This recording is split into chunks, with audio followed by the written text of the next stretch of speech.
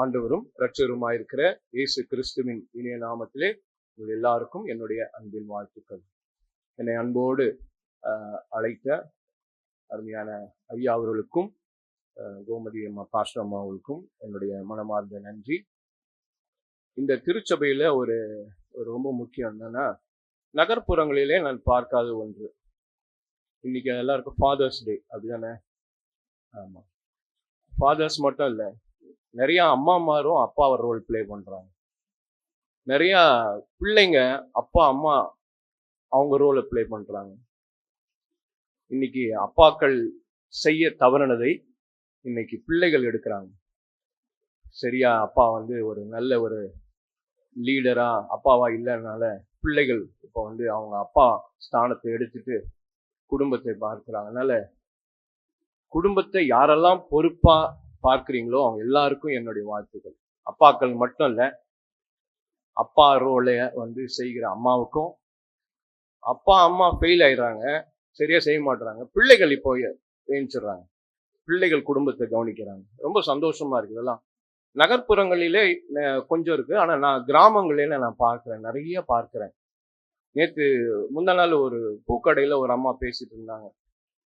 அந்த அம்மா இன்னொரு அந்த பூக்கடைக்கார அம்மாட்ட சொன்னாங்க, டெய்லி குடிக்கிறாரு, டெய்லி அனுசு போடுறாரு, நான் 100 ரூபாய் கேட்கறேன் கொடுக்க மாட்டுறாரு, நான் 100 ரூபாய் இருந்தா என் குடும்பத்தை நடக்கும். எனக்கு அப்படியே அங்கேயே எனக்கு ஒரு மாதிரி ஆயிடுச்சு.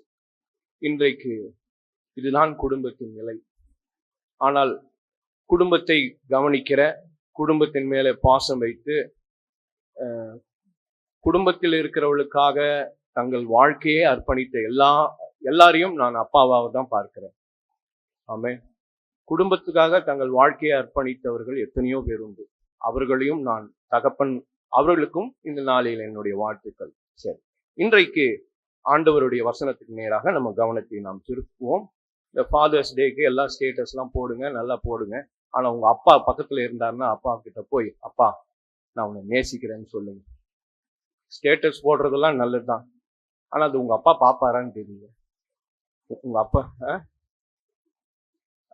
உங்க பக்கத்துல இருக்கிற அப்பா கிட்ட போய், இல்ல அம்மாவை போய், இல்ல ஒருவேளை உங்க அண்ணனா இருக்கலாம், இல்ல ஒரு அக்காவா இருக்கலாம், யாரெல்லாம் உங்க வீட்டுல ஒரு அப்பா மாதிரி இருக்கிறாங்களோ அவங்க கிட்ட போய் உன்னை நான் ரொம்ப நேசிக்கிறேன்னு சொல்லுங்க.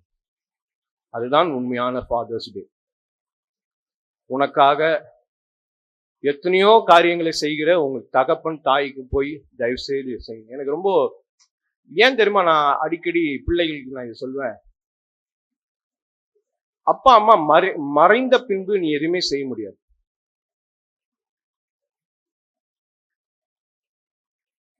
போன வாரத்துல நீங்க எல்லாரும் கேள்விப்பட்டிருப்பீங்க, அகமதாபாத்ல இருந்து லண்டனுக்கு போன பிளெயின்ல 241 பேர் இறந்து போயிட்டாங்க. அதுக்கு இன்னும் கூடிட்டு இருக்கு. எத்தனை பிள்ளைகள் அனாதையாக்கப்பட்டார்கள். அதனாலதான் சொல்லுவாங்க, அப்பா அம்மாவெல்லாம் கனம் பண்ணுங்க. குடிக்காரனா கூட இருக்கட்டும், நேசிங்க. அப்பா அம்மாவை நேசிக்கணும். சரிங்களா? செய்வீங்களா? ரைட். இன்னைக்கு தலைப்பு விதைப்பும் அறுப்பும், சோயிங் அண்ட் ரீப்பிங். இது என்னது? இது உங்களுக்கு எல்லாருக்கும் தெரிஞ்ச விஷயம்தான். ஏன்னா நீங்க எல்லாம் இங்க ஏதாவது ஒரு வகையில இங்க கிராமத்துல விதைப்பீங்க, அறுப்பீங்க இல்லையா? உங்களுக்கு எல்லாருக்கும் விதைக்கிறதுனா என்னன்னு தெரியும். சோ அதனால்தான் ஆண்டவர் இதை குறித்து பேசும்படி எனக்கு சொன்னாரு. அப்போ இந்த விதைப்பும் அறுப்பும் என்றால் என்ன?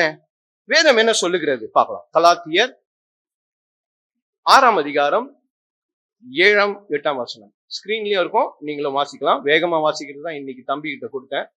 மோசம் போகாதீர்கள்.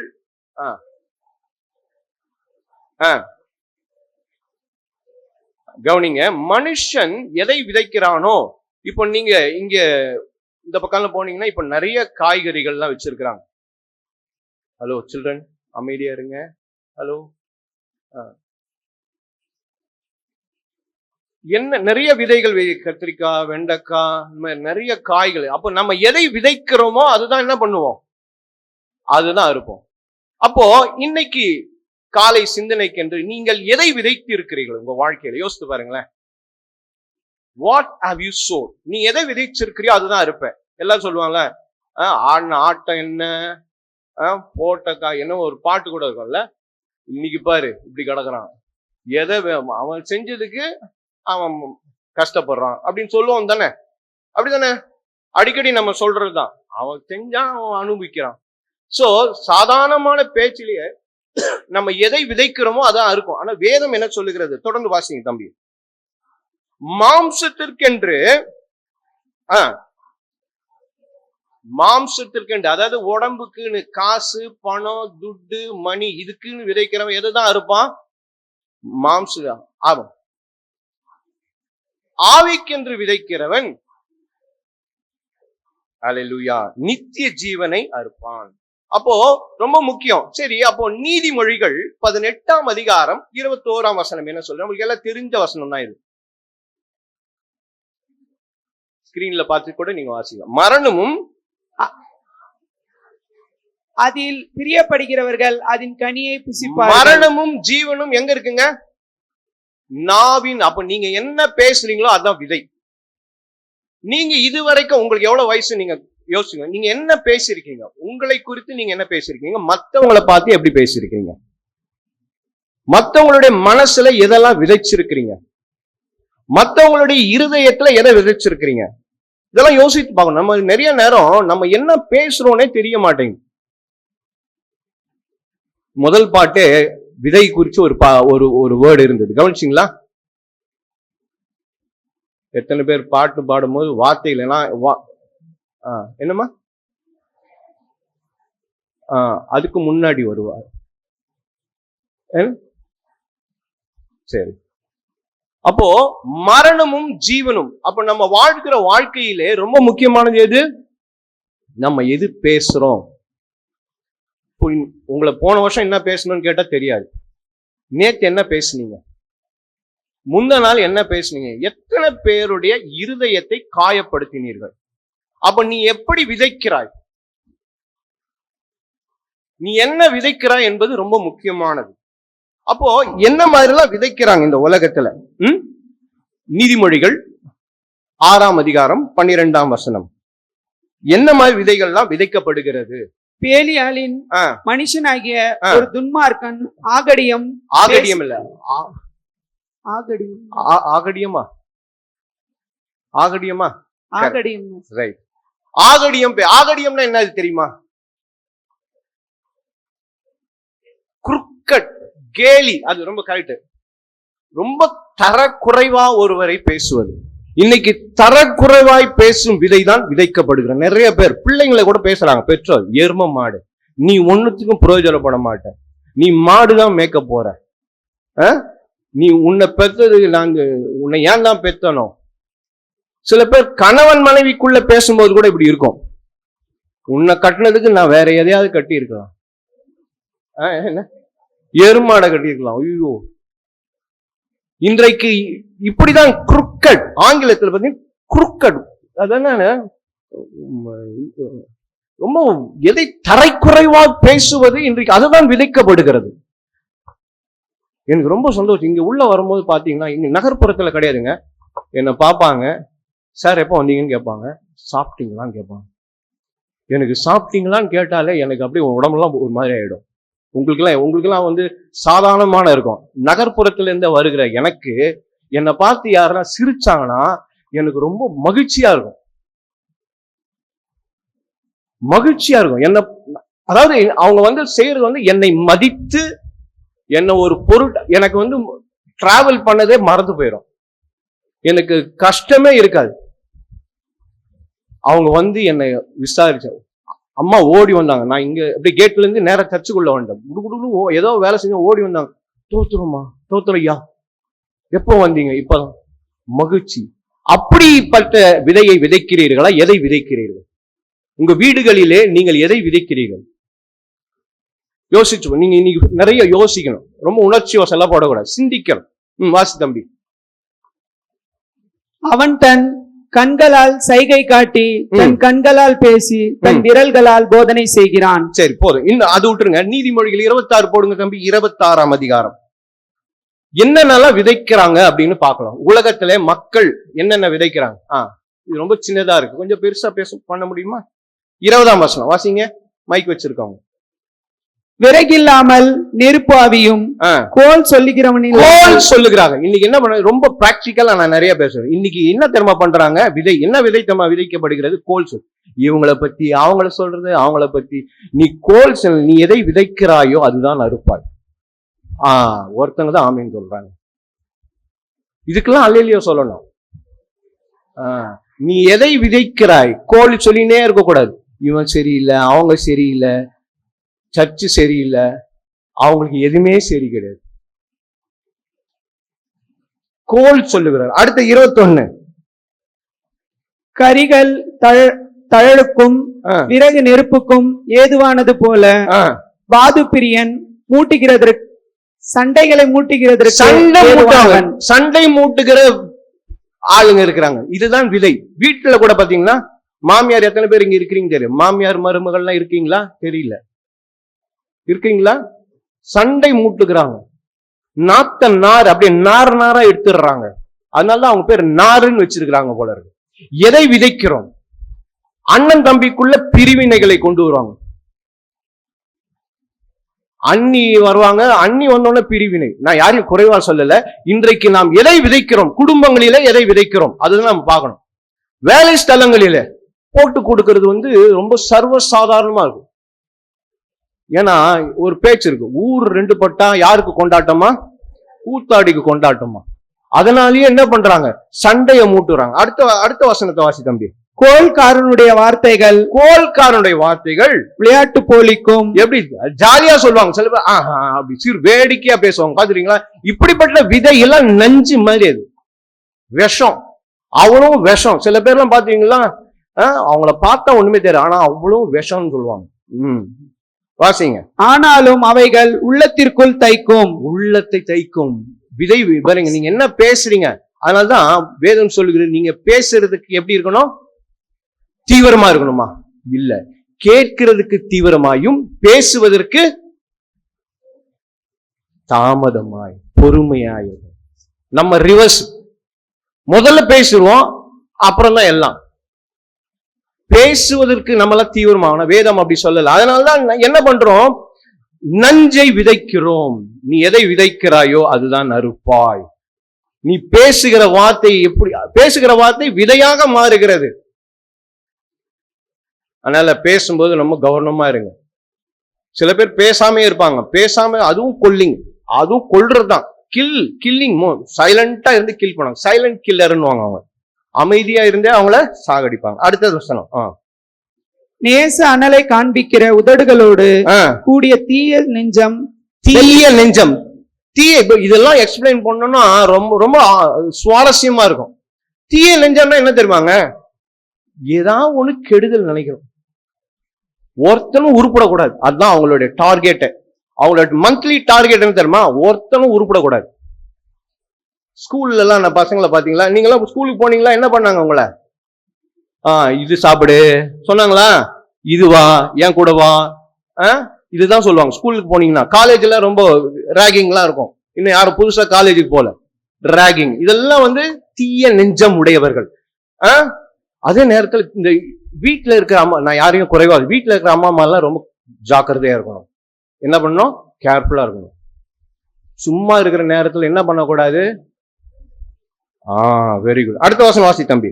பகைஞன் தன் உள்ளத்தில் கபடத்தை மறைத்து தன் உதடுகளினால் சூது பேசுகிறான். பாருங்க, சில பேர்ல அதான் சொன்ன பாத்தீங்களா, உள்ள ஒண்ணு இருக்கும், வெளியில பேசும்போது அப்படியே ஹோலி ஸ்பிரிட் பேசுற மாதிரியே இருக்கும், பரிசுத்த ஆவியானவரை பேசுற மாதிரி இருக்கும். ஆனா உள்ள பாத்தீங்கன்னா அவ்வளவு கெடுதல், விஷம், நஞ்சு.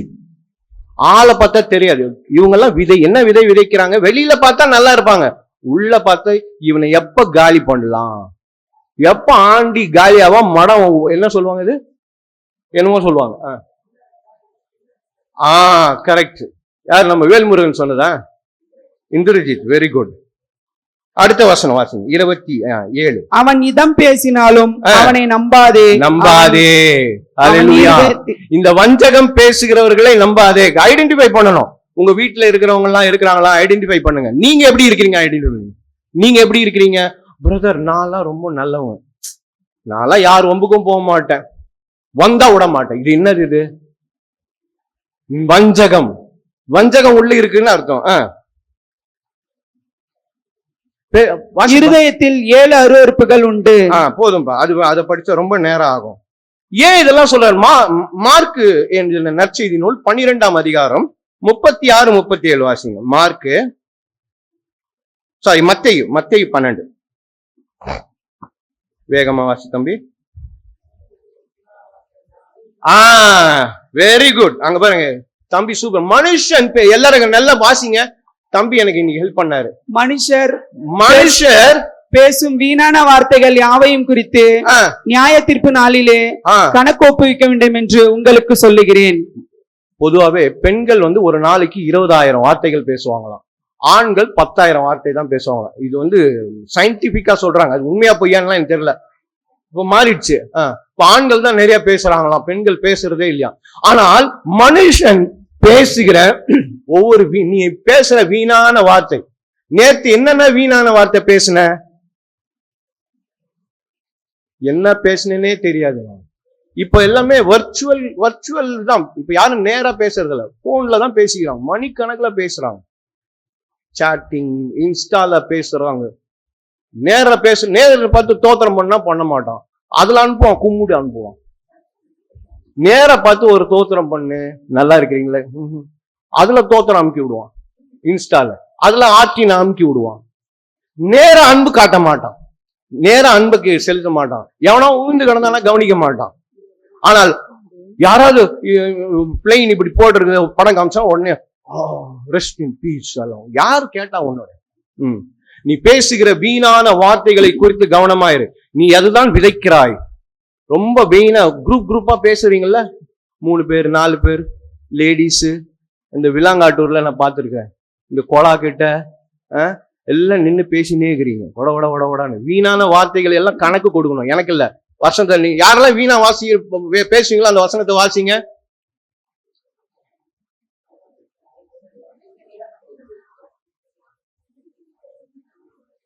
அந்த மனுஷன் சொல்ற இடத்துல உங்க பேரை போட்டு வாசிச்சு பாருங்களேன். தயவுசெய்து வாசிச்சு பாருங்க. வீணான வார்த்தைகள் யாவையும் குறித்து நியாயத்தீர்ப்பு நாளிலே கணக்கு ஒப்புவிக்க வேண்டும் என்று இப்போ படிச்சீங்களே, இப்ப அதே 37வது வசனத்தை வாசிங்க. ஏனெனில் உன் வார்த்தைகளினாலே உங்க பேரை போட்டு வாசிங்க.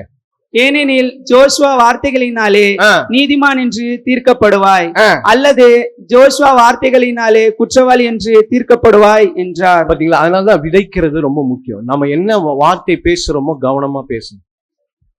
இந்த சர்ச்சுக்குள்ள எல்லாம் வந்துட்டா கப் சுப்புன்னு இருக்கிறீங்க, அதையும் வெளியில மெயின்டைன் பண்ண மாட்டீங்க. இங்க மட்டும்தான் ஜீசஸ் இருக்கிறாரா? வெளியில எல்லாம் இல்ல ஜீசஸ். மத்தேயு 15ஆம் அதிகாரம் 10, 11. பின்பு அவர் ஜனங்களை வரவழைத்து அவர்களை நோக்கி, நீங்கள் கேட்டு உணருங்கள். கேட்கறதுக்கு காதோலன்னு அப்படி இல்ல, கேட்டு என்ன பண்ணணுமா? உணரணும். அப்ப நான் என்ன வார்த்தை பேசுறேன்றது, நான் எவ்வளவு பேரை கஷ்டப்படுத்துறேன்றத உணரணும். எவ்வேறுபட்ட ஆளா இருந்தாலும் உணர்வு வந்தால்தான். லீதியாளின் இருதயத்தை கடவுள் திறந்தார். இருதயத்தை திறக்கணும்.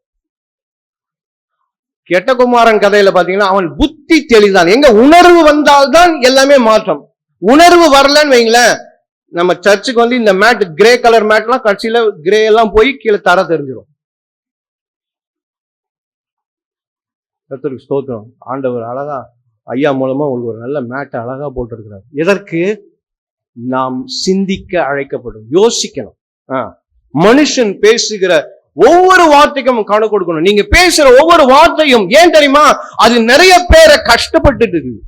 எத்தனை பேரை நீங்க காயப்படுத்தினீங்க தெரியுமா? யோசிச்சு பாருங்களேன். காயத்தின் விதைகளை விதைத்து வைத்திருக்கு. எத்தனையோ பேர் தங்களுடைய குடும்பங்களிலே அவங்க வீட்டுல இருக்கிறவங்களுடைய மனசை காயப்படுத்தி ரொம்ப வேதனையோடு இருக்கிறாங்க. அவங்களுக்கு உடம்புல இருக்கிற வேதனையோட மனசு வேதனை தாங்க ரொம்ப கஷ்டம். உடம்பு வேதனை மாத்திரையை போட்டோமா? ஆனா நீயும் நானும் நம்ம வீட்டுல இருக்கிறவங்களை எவ்வளவு பேரை காயப்படுத்திருக்கோம் யோசிச்சு பாருங்க. எத்தனை பேர் உங்க வீட்டுல இருக்கிற உங்க அப்பா அம்மா, உங்களுடைய தாத்தா பாட்டி, உங்க மாமா, யார் வேணா இருக்கட்டும், உங்களை சுற்றி இருக்கிற உங்க கூட வேலை செய்யறவங்களை எவ்வளவு காயப்படுத்தி இருப்போம். யோசித்து பாருங்க, சற்று சிந்தித்து உணருங்கள். 11. வாய்க்குள்ளே போகிறது மனுஷனை தீட்டுப்படுத்தாது, வாயிலிருந்து புறப்படுகிறது மனுஷனை தீட்டுப்படுத்தும் என்றார். பாத்தீங்களா, இதுதாங்க மனுஷனை தீட்டுப்படுது. வாயிலிருந்து வெளியில் வருது. பாத்தீங்களா, நீங்க சாப்பிட்ற ஃப்ரைட் ரைஸ் எல்லாம் ஒன்றும் பிரச்சனை இல்லை, நீங்க சாப்பிட்ற பிரியாணி ஒன்றும் பிரச்சனை இல்லை. ஆனால் நீங்க பேசுகிற ஒவ்வொரு வார்த்தையும் அவதூறா பேசுறீங்களா, அவங்கள பத்தி தப்பாலாம் பேசுறீங்களா, உங்களுக்கு உண்மை எதுன்னே தெரியாது, கட்டுக்கதைகளை சொல்றீங்களா. சில பேர் சொல்ல, உனக்கு என்ன அவங்களுக்கு என்னப்பா ஆன்னுவாங்க. ஆன்றதுக்கு என்ன அர்த்தமே தெரியாது. என்னது அவ்வளவுதான். ஆனா என்ன உனக்கு தெரியாதுமா, என்னவோ கடவுளுக்கு தான் வெளிச்சம். கம்முன்னு வாயை மூடிக்கும். வாய்க்குள் போகிறது ஒண்ணு தீடும், வாயிலிருந்து வருகிற ஒவ்வொரு வார்த்தையும் ஈட்டி போல அது குத்தும். மனுஷன் பேசுகிற ஒவ்வொரு வார்த்தைகளும் அது மரணமும் ஜீவனும் உண்டு. நீ பேசுகிற வார்த்தை மிக கவனமாய் பேசு. நீ எதை விதைக்கிறாய் என்பதை கவனமாயிரு. என் கூட இருக்கீங்களா? ஒரு அம்மா என்ன பண்ணாங்கன்னு பார்க்கலாம். மார்க் எழுதின நற்செய்தி நூல் 6ஆம் அதிகாரம். அது ஒரு பெரிய கதை. அந்த கதையை சுருக்கமா 19ஆம் வசனம் வாசி. மார்க் 6:19.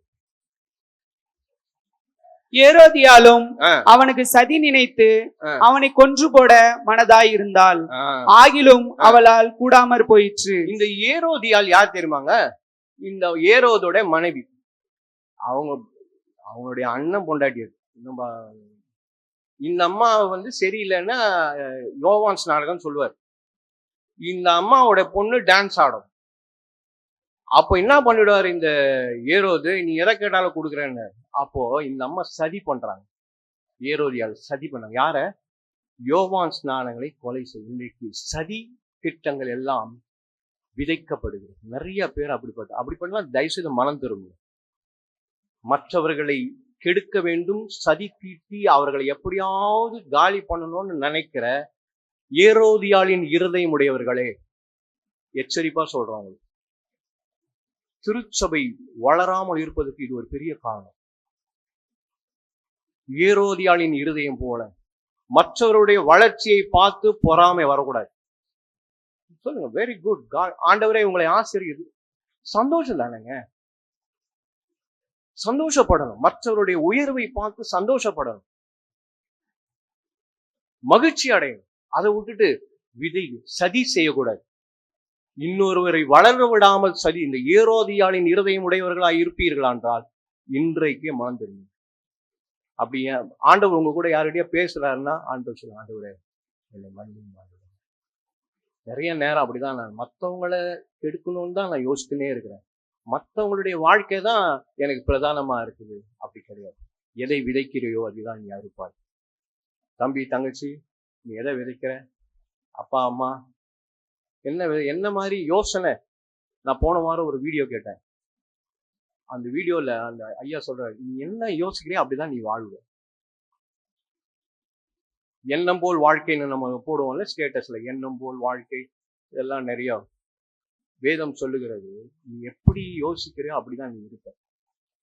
நீ எல்லாத்தையும் அழிக்கணும்னு நினைச்சினா அந்த அழிவு உனக்கு தான் வரும்.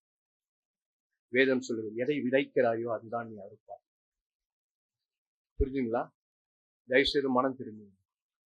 ஆண்டவரே, நிறைய நேரம் மற்றவர்களை குறித்து எல்லாம் நம்ம பார்வை எப்பவுமே எப்படி தெரியுமா இருக்குங்க? மற்றவர்களை பார்க்கறதுதான். நம்மை நாம பார்க்கவே மாட்டோம். தாவீது சொல்ற, ஆண்டவரே என் இருதயத்தை ஆராய்ந்து. ஏன் நம்ம ஹார்ட்டை எப்பயாவது பார்த்துருக்கோம்? நான் கரெக்டா? நம்ம இருதயத்தை நாம் பார்ப்போம் என்றால் இப்படி நஞ்சை இப்படி எல்லாம் விதைக்க மாட்டோம். சரி, அப்ப எப்படிப்பட்ட இருதயம் நமக்கு இருக்கணும்? எதை விதைக்க வேண்டும்? அததான் நம்ம பார்க்க போறோம்.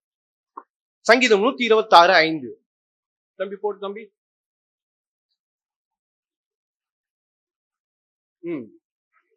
கண்ணீரோடு விதைக்கிறவன் கம்பீரத்தோட அறுப்பார்கள். Very good. அப்போ நாம் எப்படிப்பட்ட விதையை விதைக்க வேண்டும்? கண்ணீரோடு. மற்றவர்களுக்காக கரிசனையோடு இருக்க வேண்டும். மற்றவர்களுக்காக பாரத்தோடு ஜெபிக்க வேண்டும். உங்க அப்பா அம்மா ரட்சிக்கப்படலையா? அவங்களுக்காக ஜெபம் பண்ணேன். அவன் என் அப்பா இப்படியே இருக்கிறாரு, எனக்கு இந்த அப்பாவே வேணாம், ஏன் நான் இந்த வீட்டுல பிறந்தேன் அப்படிலாம் யோசிக்காத. ஐயோ எனக்கு எங்க அம்மா சரியில்லை அப்படியெல்லாம் யோசிக்காத. ஜெபம் பண்ணு, கண்ணீரோடு விதை. அப்படிப்பட்ட விதை விதைங்க. உங்க பிள்ளைகளுக்காக அழுவுறீங்களா? உங்க வீட்டுக்குள்ள யாராவது சரியில்லை, மனம் திரும்பல, எத்தனை முறை சொன்னாலும் கேட்க மாட்டாங்க, சர்ச்சுக்கு வேணா வரமாட்டாங்க, ஜெபம் பண்ணுங்க. கண்ணீரோடு விதைக்கிறவன் கம்பீரத்தோட இருப்பான். கண்ணீரோடு விதைங்க. வெள்ளிக்கிழமை மீட்டிங் எல்லாம் வைக்கிறாங்க, சனிக்கிழமை வைக்கிறாங்க, வாங்க கண்ணீர். ஆண்டவர் உங்க இருதய அண்ணாள் ஆகாரம் எல்லாம் பாத்தீங்கன்னா அவங்க இருதயத்தை ஊற்றினார்கள், கண்ணீரோடு விதைத்தார்கள். கண்ணீரோடு விதைக்கிறவன் கண்டிப்பாக கம்பீரத்தோட இருப்பான். இங்க விதைக்கிறவங்க எல்லாம் நீங்க போய் பாத்தீங்கன்னா அவங்க வேர்வை, வெயில், மழை எதையும் பார்க்க மாட்டாங்க. என்ன தெரியுமா அவங்களுடைய மனசுல இருக்கும்? ஒரு நாள் இந்த விதை வளரும், இது வளர்ந்து செழித்து பலன் கொடுக்கும் என்று நம்பிக்கையோடு தான் ஒவ்வொரு விவசாயியும், இங்க இருக்கிற ஒவ்வொருவரும் நீங்க விவசாயி, அப்படிதான் நீங்க போய் விதைக்கிறீங்க. அப்போ அதே மாதிரிதான் உங்க குடும்பத்திலையும் என் வீட்டிலே ஒரு மாற்றம் உண்டாகும், என் கணவருடைய வாழ்க்கையில என் பிள்ளைகளுடைய வாழ்க்கையில மாற்றம் உண்டாகும் என்கின்ற விதையை கண்ணீரோடு நீங்க விதைப்பீர்களா? கண்டிப்பாக கம்பீரமாக அறுப்பீர்கள்.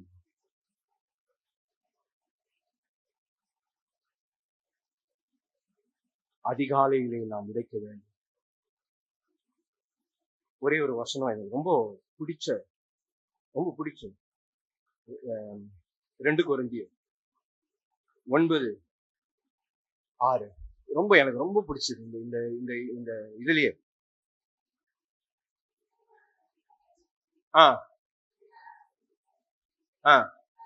சிறுக விதைக்கிறோம். அப்போ கவனிங்க, நல்லா கவனிங்க, எல்லாரும் இங்க கவனிங்க. அப்போ விதைக்கிறவனுக்கு எல்லாருக்கும் பலன் உண்டு. சிறுக நீ விதைத்தாலும் பலன் உண்டு. நீ கொஞ்சமா கண்ணீரோடு நீ விதை, அதனுடைய பலன் உண்டு. கொஞ்சமா நீ கொஞ்சம் கண்ணீர் விட்டா கூட போதும், அதுக்கு ஒரு பலன் உண்டு. நீ கொஞ்சம் கஷ்டப்பட்டா கூட அதுக்கு பலன் உண்டு. சொல்லுவாங்களே, கொஞ்சம் கஷ்டப்படுப்பா, இந்த வயசுல கஷ்டப்படணுமா? அதுதான் இந்த வசனம் என்ன ரொம்ப தொட்ட வசனம். சிறுக ஆண்டவர் பாருங்களேன், எல்லாரையும் ஆசீர்வதிக்கணும்னு பாக்குறாரு. சில பேர்னால நிறைய செய்ய முடியாது, கொஞ்சம் செய்வாங்க. அதனாலதான் சிறுக விதைக்கிறவன் சிறுக இருப்பான். சிறுக விதைக்கிறவன், கொஞ்சமா விதைக்கிறவன் கூட பலன் உண்டு. நீ கொஞ்சமா விதை, கஷ்டப்பட்டு படிக்கிறல்ல, கொஞ்சம் கஷ்டப்பட்டு, எல்லார் மாதிரியும் 100 மார்க் வராது, ஆனா பாஸ் மார்க்காவது வரும் இல்ல. கொஞ்சமா விதை, சிறுக விதைக்கிறவன் சிறுக அறுப்பான். எனக்கு அன்பார்ந்தவர்களே, ஏன் இந்த விதை ரொம்ப அவசியமானது? இன்றைக்கு நம்ம வாழ்க்கையில திசை திருப்புகிறது தான் இதெல்லாம். 1-2 வசனங்களை நாம உங்க கவனத்துக்கு கொண்டு வந்துட்டு நான் முடிக்கிறேன். யோவான் எழுதின நற்செய்தி நூல் 16ஆம் அதிகாரம் 20ஆம் வசனம். யோவான் 16. மெய்யாகவே மெய்யாகவே நான் உங்களுக்கு சொல்லுகிறேன், நீங்கள் அழுது புலம்புவீர்கள், உலகமோ சந்தோஷப்படும். நீங்கள் துக்கப்படுவீர்கள், ஆனாலும் உங்கள் துக்கம் சந்தோஷமாக மாறும். இந்த வசனத்தை எரேமியாவும் எழுதியிருக்கிறார். எரேமியா 31ஆம் அதிகாரம் 3ஆம் வசனம் வாசிங்க. எரேமியா 31:13. இதே வசனத்தை அவரும் சொல்றாரு, எரேமியாவும் பேசுறாரு. எரேமியா ஒரு கண்ணீரின். அப்பொழுது கன்னிகைகளும் வாலிபரும் முதியோரும் கூட ஆனந்த களிப்பாய் மகிழுவார்கள். நான் அவர்கள் துக்கத்தை சந்தோஷமாக மாற்றி அவர்களை தேற்றி அவர்கள் சஞ்சலம் நீங்க அவர்களை சந்தோஷப்படுத்த. யாரு தெரியுமா இது சொல்றாரு? சிறுக விதைக்கிறவன். நீ கொஞ்சமா விதைச்சால், கண்ணீரோடு விதைச்சால். மறுபடியும் தம்பி அந்த வசனத்தை வாசிங்க, சூப்பரான வசனம் இது. அப்பொழுது கன்னிகைகளும் வாலிபரும் முதியோரும் கூட ஆனந்த களிப்பாய் மகிழுவார்கள். நான் அவர்கள் துக்கத்தை சந்தோஷமாக மாற்றி. இதுல யாரெல்லாம் இருக்கிறா பாத்தீங்களா? யாரெல்லாம் இருக்கிறா? வாலிபர்கள், கன்னிகைகள், முதியோரும் கூட எல்லாரும் விதைக்க அழைக்கப்பட்டு இருக்கிறோம். எல்லாரும் விதைக்கணும். எப்படிப்பட்ட விதை? கண்ணீரோடு. அதிகாலையில் விதைக்க வேண்டும், 3 வேளையும் விதைக்க வேண்டும். எப்படிப்பட்ட விதையை நாம் விதைக்கிறோம் என்றுதான் கேள்வி. அப்ப கண்ணீரோடு விதைக்கிறவன் கம்பீரமாக அறுக்க வேண்டும் என்றால் நீங்கள் ஆண்டவருடைய சித்தத்தின் மையத்தில் இருக்க வேண்டும். நீங்க மற்றபடி நான் ஏற்கனவே சொன்ன இந்த ஏரோதியாள் மாதிரி இருக்கக்கூடாது, அண்ணாள் போல இருக்க வேண்டும். சதி நிறைந்த இருதயம் நமக்கு இருக்கக்கூடாது. யாரை இந்த பிசாசு மாதிரி இருக்கக்கூடாது, யாரை விழுங்கலாமோ என்று அப்படி இருக்கக்கூடாது. எரேமியா 31:9 அழுகையோடும் விண்ணப்பங்களோடும் வருவார்கள், அவர்களை வழி நடத்துவேன், அவர்களை தண்ணீருள்ள நதிகள் அண்டைக்கு இடராத செம்மையான வழியிலே நடக்க பண்ணுவேன். இஸ்ரவேலுக்கு நான் பிதாவாயிருக்கிறேன், எப்பிராயிம் என் சேஷ்ட புத்திரனாயிருக்கிறார். அழுகையோடும் விண்ணப்பங்களோடும் வருவார்கள். யாரெல்லாம் விதைக்கணும்? எல்லாரும் விதைக்கணும்.